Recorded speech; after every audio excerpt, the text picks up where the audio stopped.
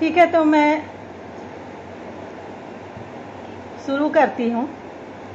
सर्वप्रथम माँ शारदे के चरणों में नमन करती हूँ, क्योंकि साहित्य एक साधना है और साहित्य एक ऐसा गुण है जो सभी व्यक्ति में नहीं आ सकता है, और ना ही हम कितने अध्ययन करके कितना भी पढ़ लें, पर हृदय से जो उद्गार आती है साहित्य की या काव्य की या लेखन की, उसमें साक्षात माँ सरस्वती का निवास होता है।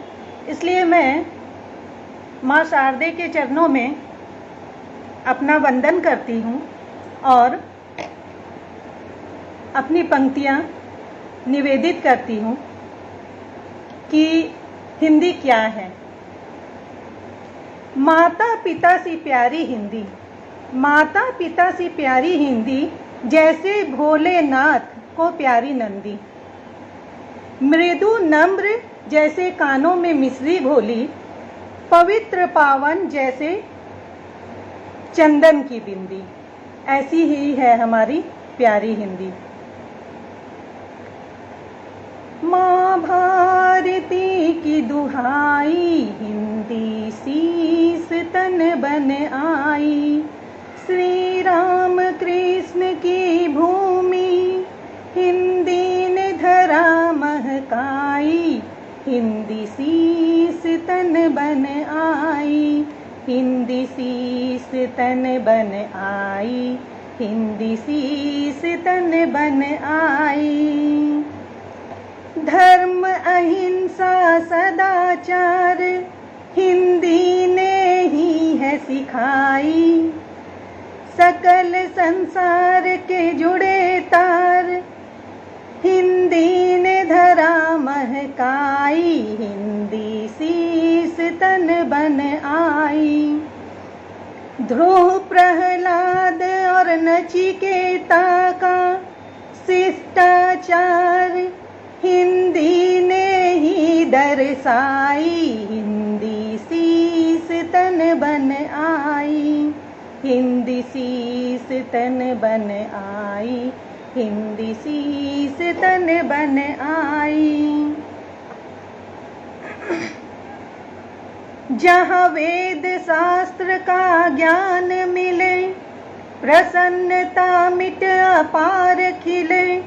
जहाँ ज्ञान विज्ञान के तार जुड़े, हिंदी अडिग अचल कभी न हिले। ऐसी ही है हमारी हिंदी, ऐसी ही है हमारी प्यारी हिंदी। जैसी अपनी हिंदी वैसा ही अपना हिंद। कुछ पंक्तियाँ आगे। आओ नवजीवन में, आओ नवजीवन में नव प्राण भरते हैं। आओ फिर से हिंदी का आज जयगान करते हैं। स्मिता से धरा गुंजायमान रहे सर्वत्र। आज फिर से एक प्रण लेते हैं, अखंड भारतवर्ष का चले निर्माण करते हैं। आओ नवजीवन में नव प्राण भरते हैं। चूँकि जैसी हिंदी है वैसा ही हमारा हिंद है, तो मैं अपने हिंद के चरणों में, हिंद की अपनी माँ वसुंधरा के चरणों में कुछ पंक्तियाँ निवेदित करना चाहती हूँ। ध्यान से सुनिएगा। जब तक घर घर की फुलवारी में है वृंदा, जब तक घर घर की फुलवारी में है वृंदा, हिंद को न छू सकता कोई गद्दार परिंदा। वृंदा हमारे हर हिंदू के घर में जरूर रहती हैं, जो कि तुलसी माँ के रूप में पूजी जाती हैं।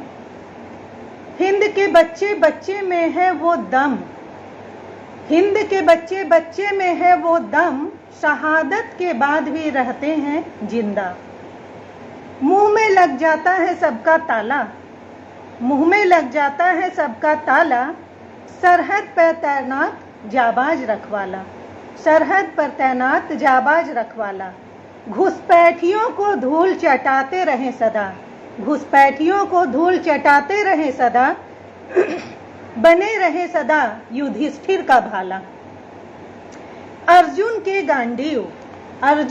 गांडीव भीम की गदा, नकुल सहदेव के कृपान। अर्जुन के गांडीव भीम की गदा, नकुल सहदेव के कृपान। सदा सजे रहे हम करे भारत का सम्मान। सदा सजे रहे हम करे भारत का सम्मान। अपने वतन का तिरंगा बड़ा नरम, अपने वतन का तिरंगा बड़ा गरम।